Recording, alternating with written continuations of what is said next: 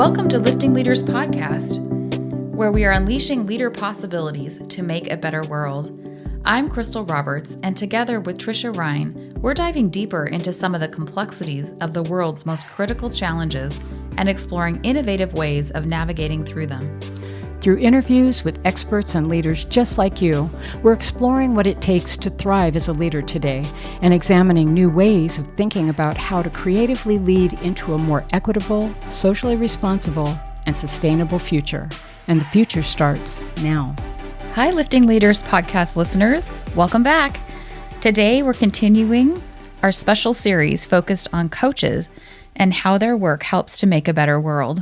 As many of you know, we're both certified leadership coaches through the Hudson Institute of Coaching, and we're professional certified coaches through the International Coaching Federation.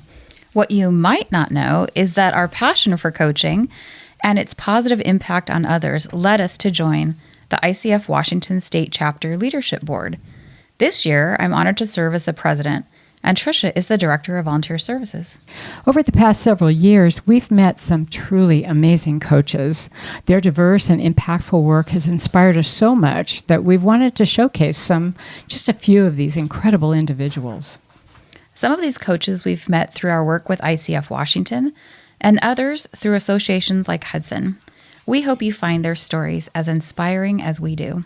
What we do know for sure is that if you utilize your strengths, follow your passion, and keep service to others as a guiding principle, you can make a positive difference in the world, no matter what career you choose. And a good career coach can certainly help with that. That's for sure. So today's episode is something we have never talked about on our podcast. In fact, it's something that most of us, men and women, are really uncomfortable talking about. And that is why we're talking about this today, because we believe we need to talk more about this topic. We need to understand what it is, why it matters, and how to educate ourselves and those important in our lives about this. So hang in there, listeners. If your initial reaction to even the word makes you want to jump to a more comfortable podcast, please don't. We invite you to sit back, listen, and maybe even get a little curious. And don't be surprised if you even get a little inspired by the amazing work of our coach guest today, who is talking with us about menopause. Let's dive into our second episode of this special series. So we are here today with our esteemed guest, Traci Staffen. Traci is a certified ADHD life coach, credentialed through the ICF, a certified positive intelligence coach with advanced training and certification, and a menopause coach. She also chairs the Positive Intelligence Supported ADHD and Neurodiversity Community of Practice with about 150 members from around the world. Together, they work to ensure the effectiveness of the Positive Intelligence Program and tools to help their neurodivergent clients build greater mental fitness so they can improve their performance, their relationships, and their well-being. Traci transitioned to the coaching profession after 15 years as a B2B professional services marketer in the Seattle construction industry and led a team of in-house marketing professionals for most of her tenure. Most of Traci's clients are late-diagnosed neurodivergent women, many in perimenopause and menopause. She uses the science of neuroplasticity to help her clients gain self-awareness they typically hadn't had previously about how their brain is sabotaging them and how the brain changes during the menopause transition. She helps her clients strengthen their brains so they're managing the challenging aspects of their lives with a lot less stress and much more clarity, positivity, and success. Traci presents on the subjects of ADHD and neurodivergency, ADHD and menopause and self-advocacy. So Trisha, anything that you would like to say before we jump in? You know, I am not only not uncomfortable with this, I am dying to have the conversation. You know, it's something that I agree. A lot of people are uncomfortable, but we live in the 21st century and we are all going to be there at some point, right? Yep. So Let's talk about it. I'm excited to see you here, Traci. Thank you. So welcome, Traci, to Lifting Leaders podcast. And anything that you would like to say before we jump into our questions?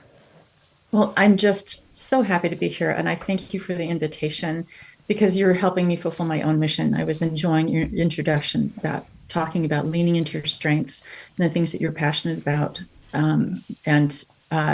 That's definitely why I'm here. And you're helping me fulfill my own mission. Mm-hmm. And so I have a lot of, I appreciate you. I'm very grateful. Thank you. Thank you.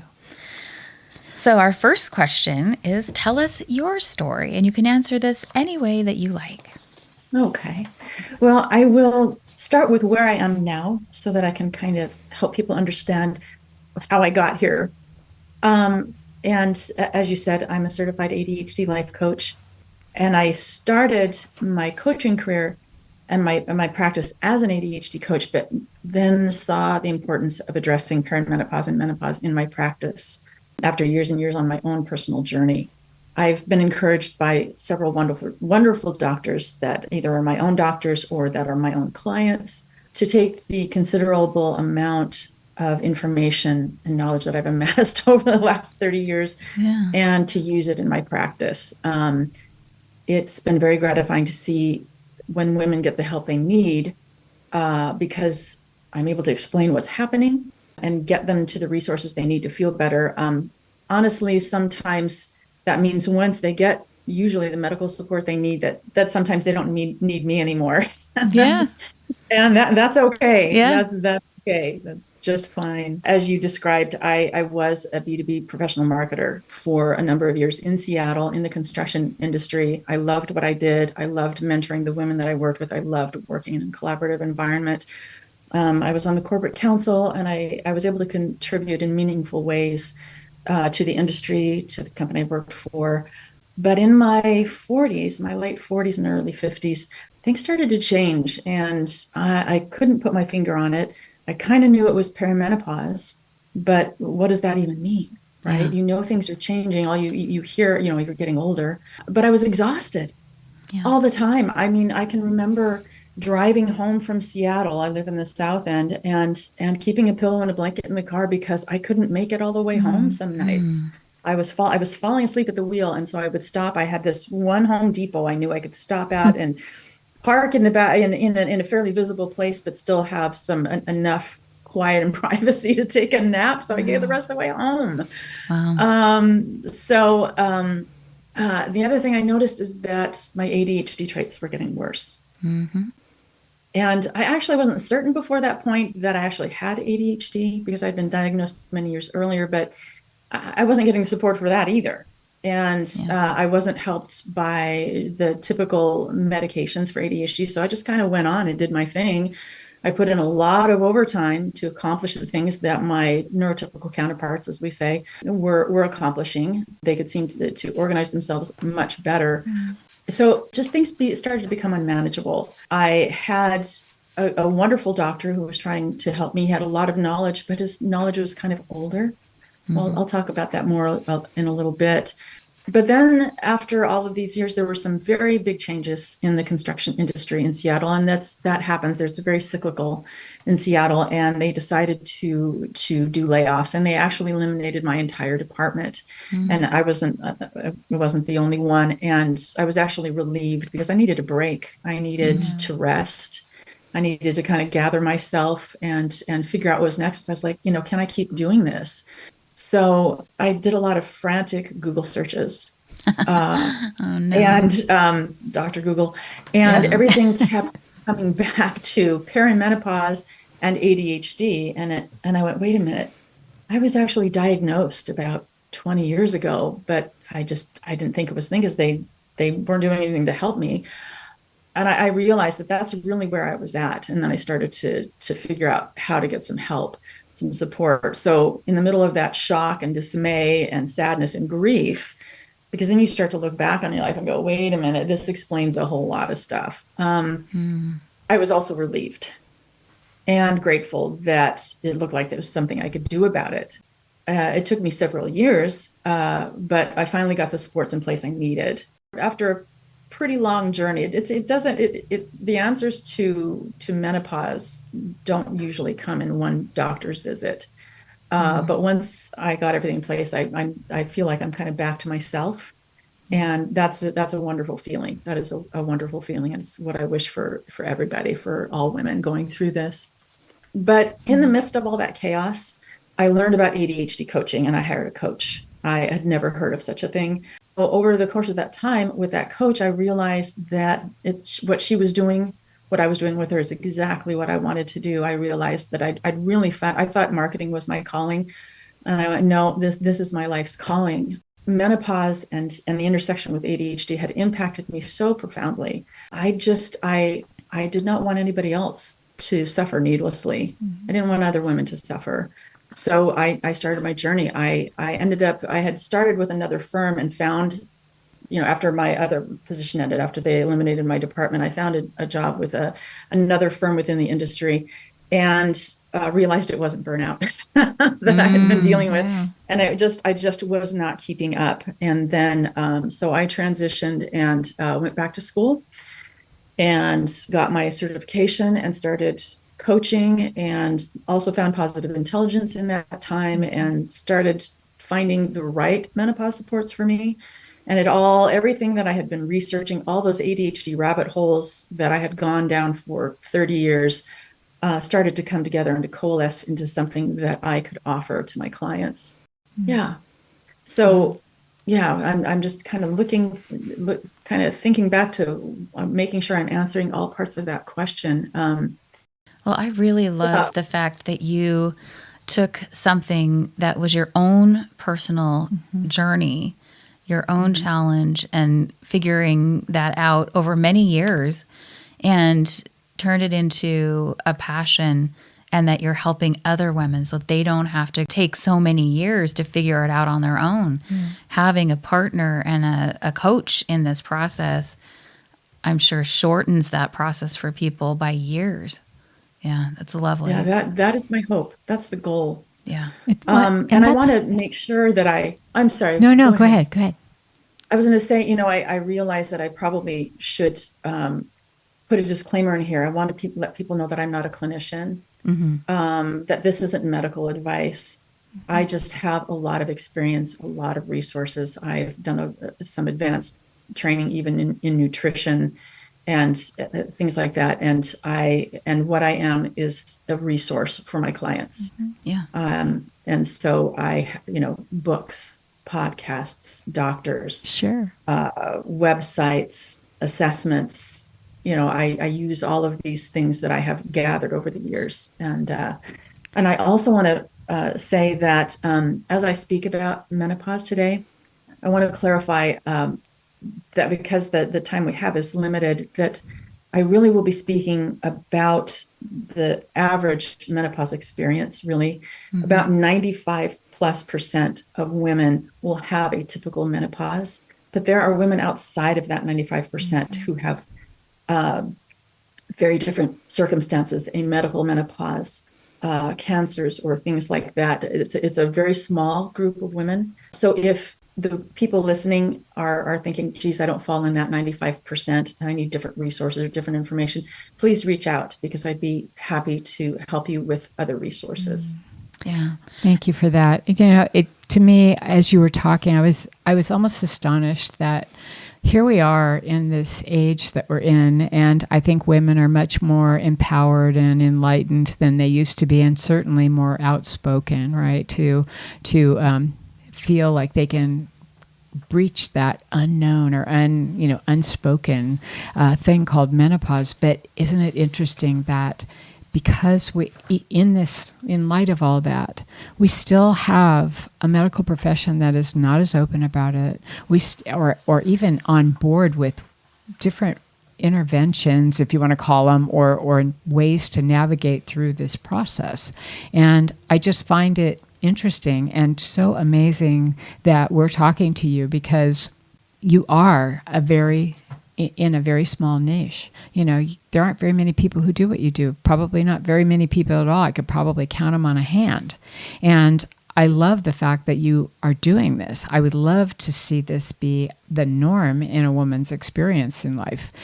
And hopefully, maybe you are the pioneer that's going to make that happen. But oh my word, your story is amazing. I love it. And it's too bad that you had to discover it because of the lack that was, or the lack of resources or things that were readily available. They may have been there, but you had to dig for it. Interesting. Yeah, so interesting. I really had to dig. We all have to dig. Mm-hmm. We should not have to dig. Right. We should not have to dig to this extent. And I have so much that I want to share with your audience about that. Yeah, there's so much that I hope that I'll be able to share about that, because I think it's important for them to know. Sure. Yeah, absolutely. So tell me why it's important to be having a conversation about menopause in an arena of leadership or in the workspace or even in coaching. Sure. And it's important because, as you pointed out earlier, all women will go through menopause if they live long enough. And we will spend a full 1/3 of our lives in menopause. Now, the average age of the menopause transition is 51.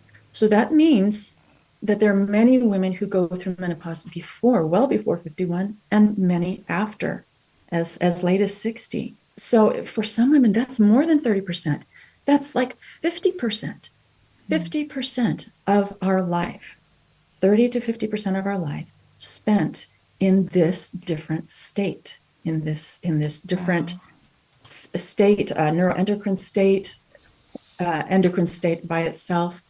And so that to me means that a lot of women are entering this phase of their lives, in their 40s, late 30s, early 40s, which is, to me, is at the height or at the rise of their personal potential in their careers. They're transitioning into this state. That was the case for me. I hit menopause very late, but my perimenopause was very long. So I started perimenopause at 35, but I didn't hit menopause until 55. They say it's only up to 14 years. It's 20 years for me. So let's this is kind of the next question, but I think it sort of fits in nicely here. So we're kind of throwing around some terms, even menopause. And so when we talk about perimenopause, we talk about menopause. And is there a postmenopausal state, or is it just menopause goes on forever? So maybe just adding a little bit of definition there would be helpful for the listeners. Yeah. Yeah. So what is menopause? Menopause, first of all, is the point at which you are no longer having menstrual periods. You no longer have a cycle. And that means that of the millions of eggs that you were born with, there are no more. The last egg has been spit out by your ovaries. It's metabolized out of your system. And so your ovaries are no longer receiving the signals to produce estrogen and progesterone. So the definition of menopause is that a woman has not had a menstrual period for a full 12 months, not anything, for 12 months. Perimenopause is defined as the 7 to 10 years prior to that. For me, again, it was 20, of hormonal fluctuations where the eggs are diminishing in quality and quantity. And so the body is the pituitary gland is talking to the ovaries and going, wait a minute, we're not producing enough estrogen here. Let's spit out this other hormone. We're going to force it. And so our hormones can fluctuate wildly. So perimenopause is a very transitional state. It's for some women, it's quite a roller coaster. And then when they hit menopause is one moment. It's that 12-month marker, where you haven't had a period for 12 months, and everything after that is actually postmenopause. So I hope that clarifies. Usually when we're talking about menopause, we talk about the point after the menopauses, which is what they call it in Great Britain. It's called the menopause. In other parts of the world, we call it menopause. So because it's a pause, going to be talking right? about postmenopause. It's a pause. It's a pause. Yeah. Well, it's interesting because you said that it really is taking up a good 50% of your life, right? And I can remember growing up and hearing about it from my mom and her siblings and stuff. And it actually sounded like it was just a stage, like a short stage, and then it was over. And so I don't think I ever really thought much about it, beyond being just one simple point in your life, and then it's over. But that's really interesting, because you're right. As you get older, there are so many changes that I know you're right, but I mean, there are so many things that go on in your life and so many changes. And I think a lot of us just say, well, it's just getting older. It's just something, I'm going through, or it's just the moment, or I'm navigating through something. But we don't we don't associate that with menopause, the menopause. Right. So it's, it's interesting, very interesting. Mm-hmm. Thank you. So we're going to be talking about postmenopause most of the time here. But it's actually, we'll be probably using the term menopause throughout, because it's just a little shorter. It's just to kind of use some shorthand. Menopause is our shorthand in the United States. This might be a good time to point out that many women will not experience life-altering menopause symptoms.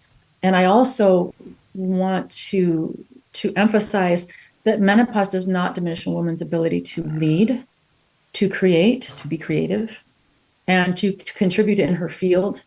But it can be harder, especially if they don't know what's happening or how to mitigate the symptoms, and if they don't know where to turn. I also want to emphasize that women entering menopause often feel their gifts and strengths are amplified at this time in their lives following this transition, and that they have better clarity, greater intuition, and sense of purpose. So they're more effective, in my opinion. They're more effective. They're better leaders. They're better employees. They're better collaborators than they've been at any time in their lives. And you see a lot of women making career changes at this time because of that clarity, I think, and their desire to do more, to have a greater impact, because they can. Mm-hmm. They can have that impact. Yeah.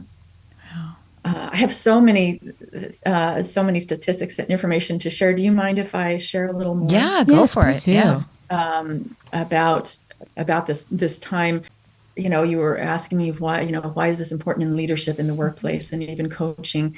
I think a really important thing to know is that, I think we're all pretty clear that women make up about 51% of the world population. Yeah. Right. And every single woman will go through this. We know that. And it's important to focus on the contributions of women rather than being scared of women because they're going through transitions like this, to focus on what they contribute and on their gifts. It's always important, I think, as a coach. In my coaching, when I'm working, when I'm doing a strategic planning with my new clients, I always address health, nutrition, lifestyle. I want to know how their nutrition is, what their nutrition is like, what their how are they drinking enough water? Are they exercising? What's their sleep like? Are they aware of any underlying health conditions? Because all of these things can have an impact on somebody's effectiveness, on how large their challenges are. And so menopause becomes part of that. I asked, what do you know about perimenopause? What do you know about menopause? What kind of support are you getting from your doctors? That's always a part of the conversation for me. Yeah, I love that. It makes me think about an assessment that I often do with my clients, where I'm sure everybody's seen this, right? In our coaching school, that life wheel, and you think about the slice that has to do with community or connection and health and all these different things. And I've never even thought about menopause as being one of those things that we need to actually be aware of. It's part of that self-awareness. Like, how is this impacting me? And I wonder how many women wait until that moment or until this time in our lives when we start really focusing on those very things you just talked about. There are a lot of women who are on board with their health and their fitness and even their mental well-being when they're very young. And I applaud that. And there are a lot of women who are in my generation who have not gotten there yet, or they're just getting there. And so it's interesting. This is a good time for us to start really focusing on that, because we still have a lot of life to live, and I'd rather live it better, than not. Yeah.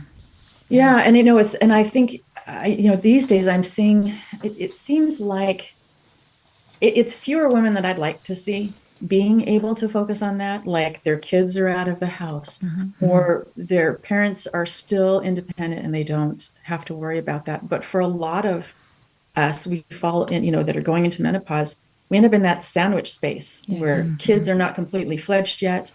We're caregiving for a parent who's becoming more frail. And then you see women go into the doctor in menopause and they go, "Oh, you're just stressed." Yeah. Yes. You're just tired. Yes. No, Yeah. You got a lot on your plate. Yeah. Yeah, that too. Yeah. We're also stressed, right? Yeah. Yeah. But knowing that there's something else going on rather than just to say, "Oh yeah, I'm just tired." It's like, let's see if we can figure this out. It's not just excuse it away. We can do things to make it better. Yeah. You said something earlier about how we haven't talked about this before, or how it isn't been a very we haven't had a lot of open discussions about menopause. And I have been thinking about how we're talking about periods and menstruation now. We have commercials where they're demonstrating how to use menstrual pads, and Yes.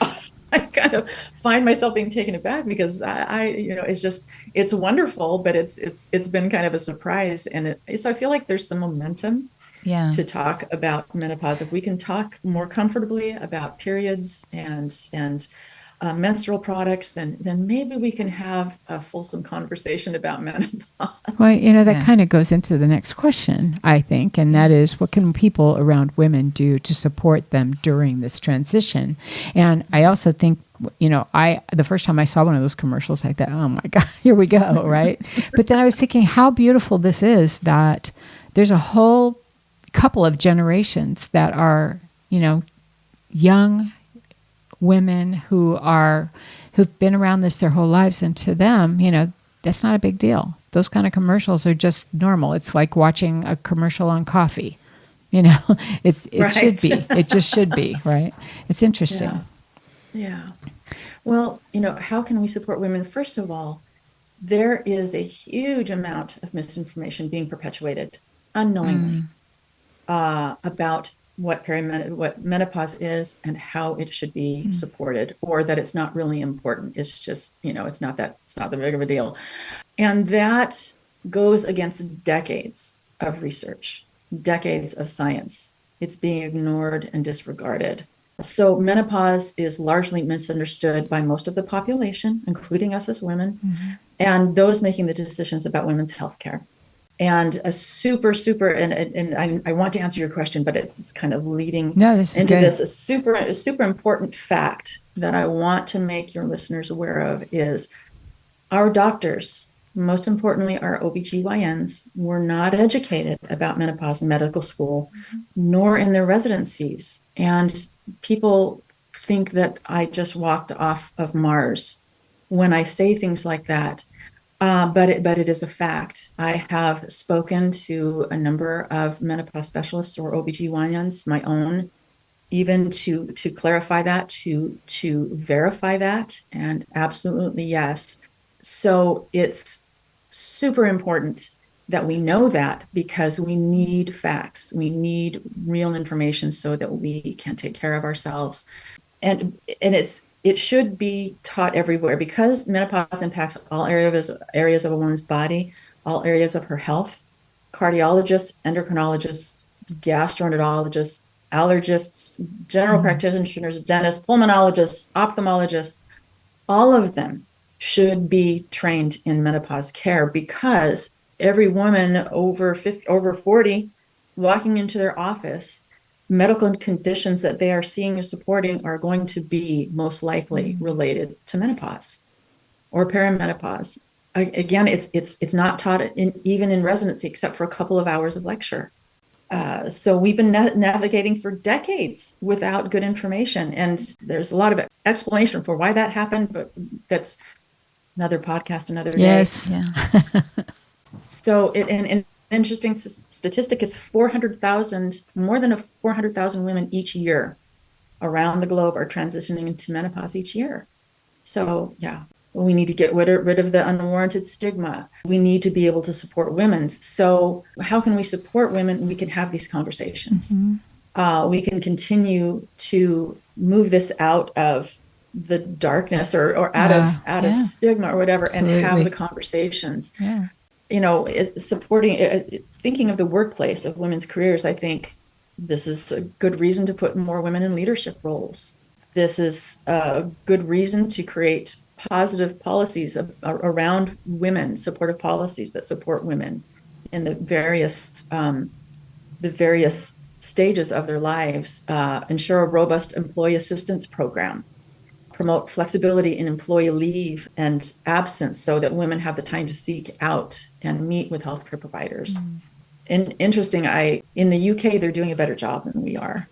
They're addressing menopause in much more than we are. And there are organizations that are having companies sign their name to a petition for, what was it called? The Workplace Menopause Pledge. So far to date, 600 highly visible companies have signed this pledge. Wow. That's good. I'd like to see that. I'd like to see that happen here. What kind of things are in that pledge? Do you know what, like when they're signing a pledge, what is in that? I haven't read it. I ran across it because I was looking for another article that I'd run into that was out of the UK that talked about how many women are leaving the workplace because of menopause. And then I stumbled across that. I think they were the ones that were involved in the publication of that article. So I didn't read the pledge. I was just so interested in the other statistics. But the website, if any of you are interested, it's called wellbeingofwomen.org. And they have that wellbeingofwomen.org. They've been on a mission to support women they're in their 60th year. Wow. And they are talking about this pledge that they have.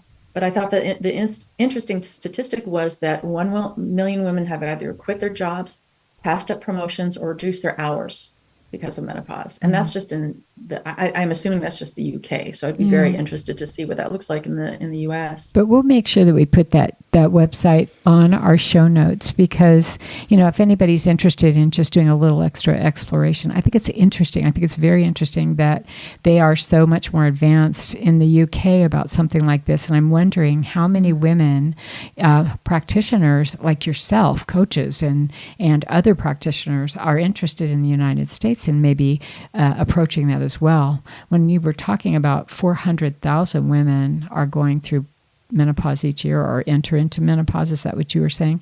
I find globally, that it almost feels like a low number in a way when you think about the number of women there are on Earth, right? 51% of our population is women, and that number seems so low to me, but I may be wrong. Maybe that is totally realistic. It feels like it should be more like 1 million, but seriously, I think that it'd be interesting to do the math, to get out an Excel spreadsheet. Well, I just wonder how what that looks like. Lots. If it's each I think year we can say it's 400,000 lots. I wonder if our government would like perk up their ears and listen to, proposals on things that they could put in place to help women going through menopause and entering into and navigating through it if the number was a little larger. And if we had more women, I'm not trying to be political, but if we had more women in government, that were experiencing that. But anyway, just a question. And that it's okay to talk about. It doesn't mean you're weak. Yeah. It is a normal, natural part of, like you were saying, if we're lucky enough to live long enough to experience it, we're all going to go through it. And so we got to figure it out. Yeah. I agree. We know that our generation and previous generations really didn't talk about menopause, which left us really unprepared for this natural, normal part of life. And I'll speak really quickly to my experience, which I know is different. And you had talked about people, I think I'm in that 5%. Mine is different because I had cancer. And so mine came on very quickly. But even though they knew what was happening, no one said anything to me about it. And I literally thought I was dying because I was burning from the inside out. And what that was, I finally found out, was it was a hot flash. It was a really severe hot flash because I was going through, because of the cancer and what they were doing. I started it wasn't like a gradual thing. It was like all at once. And so my experience is, if we don't talk about it, it can be really upsetting. You know, and I'm going to share just a snippet of mine. I'm in that category as well, and partly because I had surgery when I was a lot younger, and but not gynecological surgery, just abdominal surgery. But it changed the way I process the world, basically. And I had no symptoms at all, none, except that I stopped having a period, and that was it. And so it totally threw me for a loop. I went from doctor to doctor to doctor to figure out what's wrong with me, that I'm not having a symptom at all. And I finally got right with it in my head, but it took me a long time. And I'm sure that I'm experiencing it in other ways, but they're not obvious. And so when you were talking about, clarity and creativity and stuff like that, those are things that I think I feel better about that in my life now than I ever have. I feel like I've gained a wisdom that I never felt I had when I was younger, but there's no switch. It didn't feel like a switch. It didn't feel like anything clicked differently.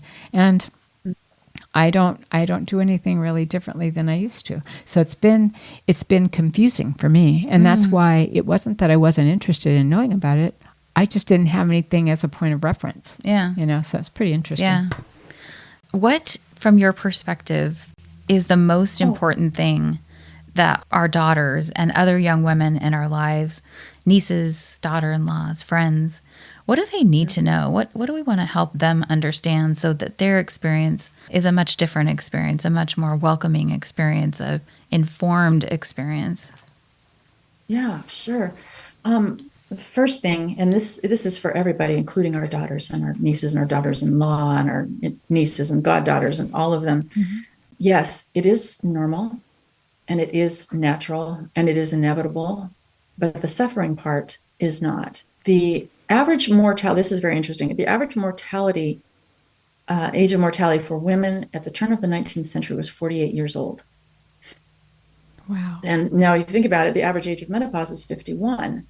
So, I don't think that, not all women were having to either go through menopause or suffer through it if their symptoms would have been difficult. So average age for mortality for women now, 78.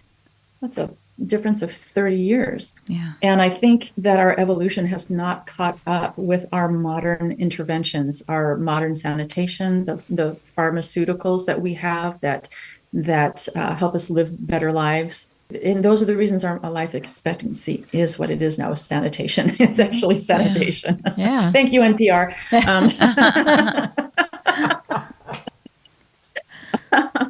Sanitation and pharmaceuticals. So the women in our lives need education. They need what we didn't have, and what we're still struggling to get. They need awareness. They need facts so that they can advocate for their own health and well-being. They need to know what questions they should be asking so they can find clinicians that can help them. And the time to start those discussions is while they're young women, because how they live their lives, the lifestyle, their nutrition, their exercise, all of those things will influence how they navigate perimenopause, what that will be like, and then what menopause is like for them. There are some very good guidelines for perimenopause and menopause, and that includes, weightlifting, zone 2, cardio, higher protein, lower carbohydrates, healthy, all the things that we hear about. It's that helps women get through a better menopause, perimenopause and menopause. So yeah, talk to them now, helping them understand what their biology looks like, what is happening, the signs and symptoms. Knowledge is power. Knowledge is absolutely power. Yeah. So why and how should we keep this conversation going? Why and how? Oh, I see this as a critical conversation that we must have, that we must keep going. The North American Menopause Society has a conference each year, and it just happened to be this month. And so there are people coming out and saying, these are the things that are coming out of the conference, like real time, they're getting on social media. So at the beginning, I mentioned that 95+% of women will have atypical menopause. And those women are eligible for things like HRT. In fact, the best defense that we have against all-cause mortality for women is hormone replacement therapy. I'm sorry, I'm speaking in acronyms. HRT is hormone replacement therapy. But of the 95% of all the women that are eligible in the United States to use HRT, the last number we had was 6 to 7% of women were being offered HRT. Wow. Offered. 6 to 7% offered were using it. In the UK, it was 12 to 13%. So it's still dismal. Yeah. Dismal numbers. Because one of the things that I didn't touch on quite yet is that menopause is, you can also define it as estrogen and progesterone deficiency. Right. Because every cell, every piece of soft tissue in your body has an estrogen and progesterone receptor. It also has a thyroid hormone receptor, just, for those who want to geek out on this, on endocrinology. And even our bones have, every cell in our bones has an estrogen receptor, progesterone receptor. I have thyroid disease. I've had thyroid disease, autoimmune hyperthyroidism for 30 years. And as soon as we discovered it, they put me on hormone replacement therapy. They gave me thyroid hormone. I've been on it for 30 years. I'm never going off. I would become sick.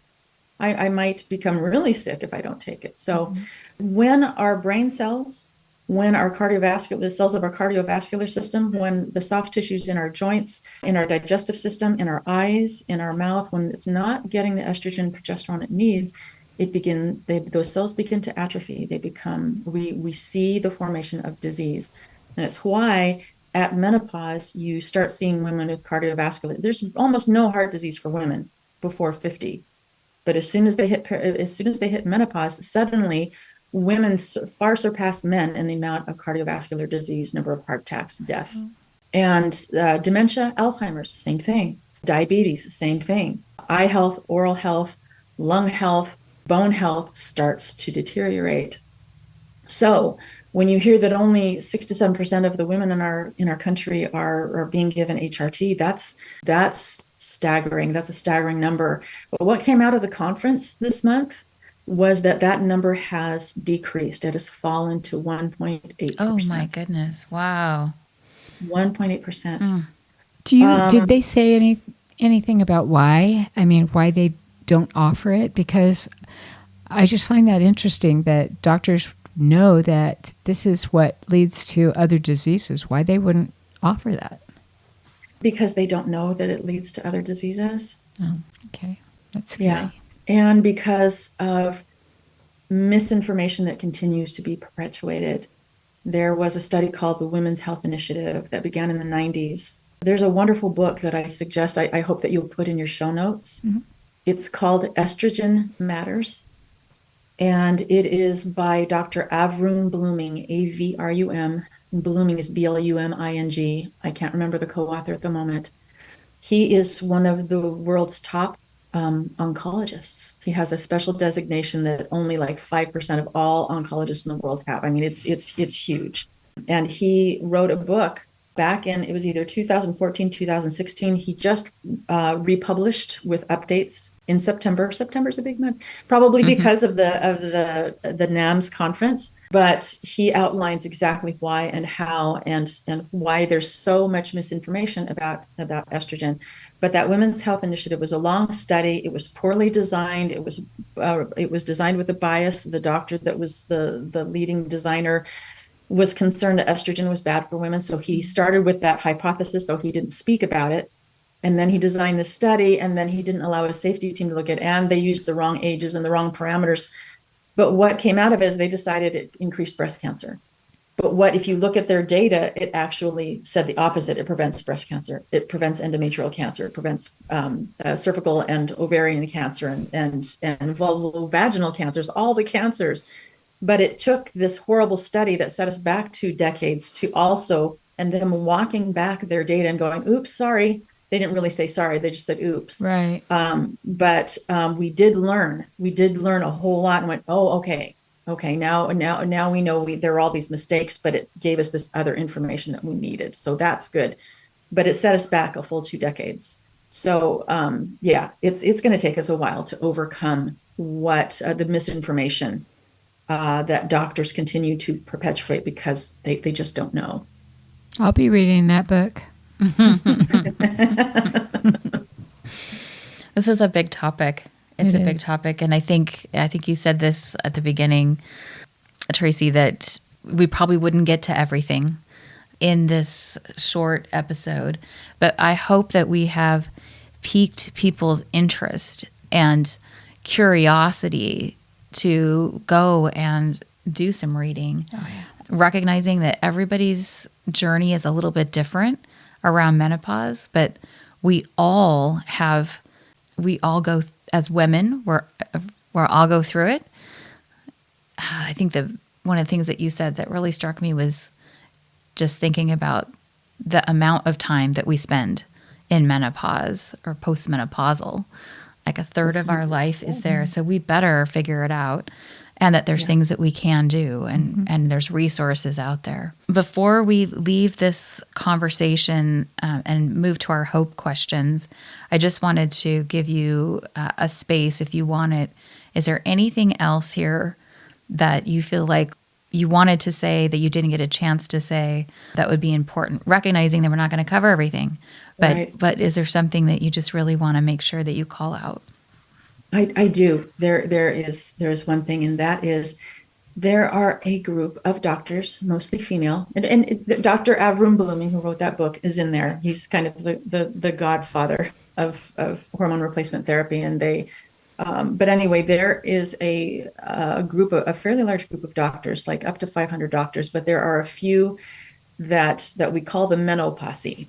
Mm-hmm. So if you Google hashtag Menopause, MENOPOSSE, you will be introduced to several doctors who I so appreciate, like Dr. Mary Claire Haver, who has a website called thepauselife.com. Huge amount of resources and information and guides, and she has a book out as well that will lead you to Dr. Vonda Wright. She is a board certified orthopedic surgeon and menopause specialist, and has released a couple of very highly regarded pieces of research about bone health post-menopause. There's also Dr. Kelly Casperson, who is here in the state of Washington. She's in Bellingham, board certified urologist and sexual health doctor. She's amazing. Also Corinne Menn, MENN, who is a breast cancer survivor and talks to women who have had breast cancer or are going through breast cancer, and their options for treating and helping themselves through menopause, and on and on and on. But Menopause is a great way to start, because they have social media platforms and books and podcasts. And they were the doctors that helped me get launched into, finally provide the information that I'd been searching for years, and the books that I needed.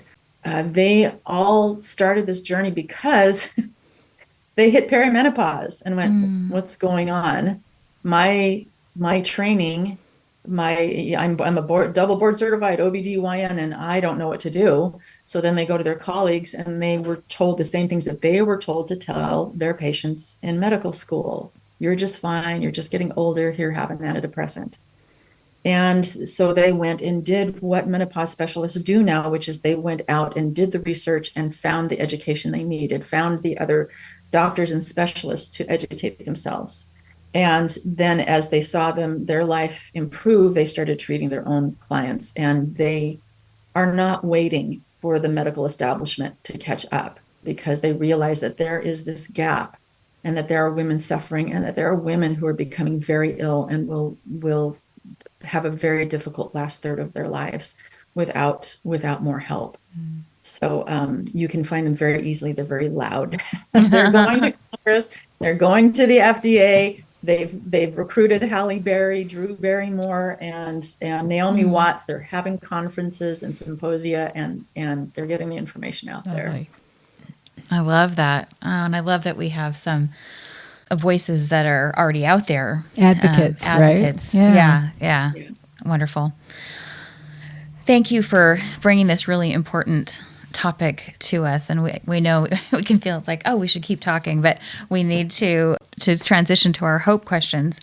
So as our listeners know, we are on our journey of finding hope and talking about hope in these critical times. And so there's a survey that people can fill out themselves if they want to contribute. We'd love that. It's on our website. And we're asking all of our guests these questions as well.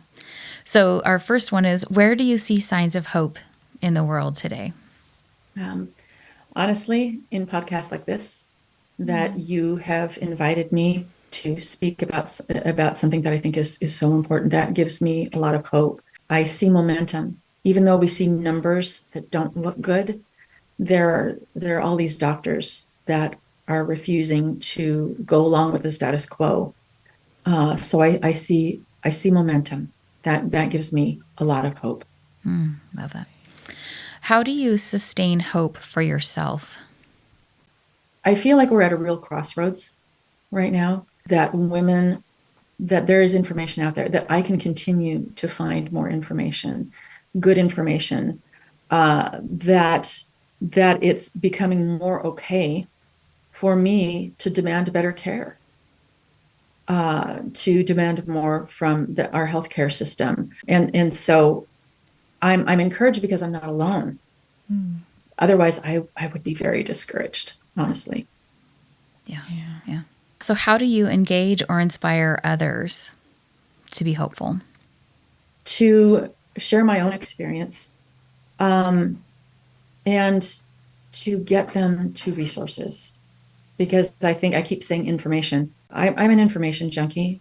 So, when I find a subject of interest, I'm going down that rabbit hole. We have this ridiculous little box computer at the end of our arms that's with us at just about all times. We have access to information in an unprecedented way. Mm-hmm. I think that when people have the information that they need and know that it's available, that they can be hopeful. And if you could come up with one word that represents hope for you, what would that word be and why? That was a hard one for me to come up with. I think maybe connection. Mm-hmm. And at first I thought knowledge, because I love information, but I think connection is, if I had to put it into one word, making connections with other women. I'm so inspired and lifted when I'm able to connect with other women, really. Yeah. I think we do that for each other in a way it's hard to describe. And I wish that everybody was, honestly, I wish men knew how to lift each other in the way that women do. It's like community, right? Yeah. It's connection and community, because you develop relationships through that connection, right? And that's so important. I think that's where, to me, it's my view of where the future is, How can we continue on the way we're going? I think we need to be connected, and we need to build community around things that are important to us. And it sounds like that is exactly what you do to me. Yeah. So let me ask you, looking forward, what are you really excited about? It could be anything, with your job or with personal, whatever. And what's next for you? What is next for me? I am working on some partnerships with a couple of different doctors, because they're encouraged. They have expressed that they're encouraged that I could be a resource for them, because insurance companies do not allow them the time to educate their patients. And the insurance companies give them 8 to 15 minutes, but not for education. It's usually, let's solve a problem. Let's, figure out what needs to happen. And so I'm looking at partnering with 2 or 3 doctors in providing education for their patients, or doing some conferences or weekend retreats, so that we can get this education in. Yeah. So that's very exciting for me. Yeah. I like the idea of the weekend retreat, giving women a chance to get completely away, where that is your only focus, right? Mm-hmm. So great place for educating and refreshing, right? Yeah. And we will put this in our show notes, but how can people get in touch with you if they want to talk to you about this? And if they want... my website has a contact page. Okay. Great. And they can go to my website, which is Flourish ADHD Coach. Flourish like instead of FLOUR, it's FLEURISH, because I love flowers and things that are beautiful, and I loved it. So it's flourishadhdcoaching.com. And I have lots of information. They're welcome to go to my website and learn a little bit about menopause, about ADHD, neurodivergency, things like that. But I do have a contact page, and please just reach out and I will reach right back. Oh, it's wonderful. Thank you. Love that. Great. Thank you again for being on the podcast. I feel more informed. I do too. I feel a lot more comfortable, with talking about it. And I hope other people who are listening to this feel a lot more comfortable about even thinking about the topic in some ways, Yeah. and maybe we'll reach out. I would love to hear that people are reaching out and getting more information, but also getting right with it for themselves. It's Yeah. wonderful. Yeah. I'm so grateful that you came and talked with us today. This has been a lovely connection, if you will. And I feel like we're building a community. Right? Yeah. And I so appreciate you for allowing me to talk about this subject, because as you can see, I could go on all day, and And I that's really good. could. That's a good And thing. I love this subject, and I love to share information and resources. So thank you. Thank you. Thank you. Wow. That was fantastic. It was. I feel so much better now that we've had this conversation. And isn't it interesting how we had a conversation about something that most people may not really want to talk about. Yeah. And yet it did not hurt at all. That's right. We didn't internally combust. We did not melt. It's wonderful. I love it. And now I want to do more research on it, which is, that's the point of this, right? I want to learn more about it. I want to talk to my doctor about it. I think it's important. So, and I encourage women out there who are listening to us to do the same thing. We don't have to settle for what doctors have with very little real education in this, what doctors are telling them they have to do. So push back. Yeah. Ask questions that are hard and see where it takes you. Right? Yeah, and do your research, and then be open to having conversations with those around you. What do you need? Right? What is it that you need during this time? And then helping to prepare the younger generation for it.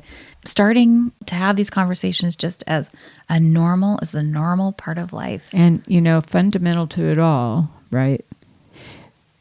Give yourself space and grace. Yeah. Be good to yourself. Pamper yourself. Yeah. Do what makes you happy. If you want to go and, drink from the ocean, don't do that too much because you might get a stomach ache. But if you want to do something that is just off the wall for you, but it makes you happy and you feel like you're feeling a little more settled because of it, do it. Yeah. It's not crazy. It's just, it's making you happy, right? Yeah. So let's keep that conversation going. If you have questions or comments about our show, you can find us on all our social media channels at lifting_leaders. We have so many exceptional podcast episodes coming up, especially in this series. I'm really excited about it, with more fantastic guests. So be sure to subscribe to our podcast on Apple Podcasts or wherever you listen. If you know someone who could find this episode inspiring, share it with them. Text them, email them, or take a screenshot and share it on your Instagram and tag us at lifting_leaders. If you'd like to know more about us, our guests, or the show, please go to our website at liftingleaderspodcast.com. You'll find our show notes there as well. If you're looking for help in developing your leaders or would like a growth opportunity yourself through leader coaching, please contact us through our website at www.liftingleaderspodcast.com. Thank you to Ari Chance Roberts for his technical support of our show. Finally, please take 30 seconds to follow us. It helps you because you never miss an episode, and it helps us because you never miss an episode. To follow us, go to Lifting Leaders Podcast Show on Apple Podcasts, Spotify, Google, or wherever you listen. Then just tap the plus sign in the upper right-hand corner or click on follow. While you're there, if you're willing to give us a 5-star rating and review and share the episode with a friend, we'd be so grateful. Thank you, Crystal. Thank you for bringing Traci to us. That was wonderful. It was great. Yeah. Many thanks to you, our listeners. We really do appreciate you. Find ways every day to lift each other up. Take good care. Bye.